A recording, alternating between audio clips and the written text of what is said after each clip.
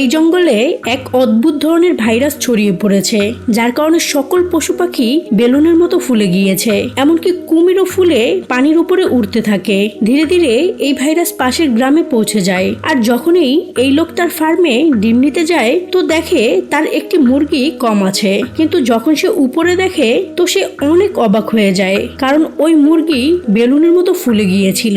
কৃষক ভয়ের চোটে তার সকল গরুকে একটি ঘরের মধ্যে বন্ধ করে দেয়, যাতে তারা ভাইরাস থেকে বেঁচে যায়। কিন্তু পরের দিন সকালে সে যখন গরুদেরকে বের করার জন্য দরজা খোলে তো সামনের দৃশ্য দেখে সে অবাক হয়ে যায়, কারণ তার সব গরু ভাইরাসে আক্রান্ত হয়ে বেলুনের মতো আকাশে উড়তে শুরু করেছিল।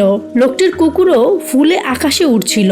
তারপর লোকটি যেমন তেমন ভাবে একটি গরুকে ধরে দুধ দোহাতে শুরু করে, কিন্তু একটি মহিষ এটা দেখে লোকটির উপরে আক্রমণ করতে আসে, কিন্তু ভুল করে সে গরুর জায়গায় লাইনে চলে আসে আর লোকটি তার দুধ দোহাতে শুরু করে আর মনমরা হয়ে বাড়িতে ফিরে আসে। কিন্তু বাড়িতে ফিরে তার টেনশন আরো বেড়ে যায়, কারণ তার ওয়াইফও বেলুনের মতো ফুলে গিয়েছিল।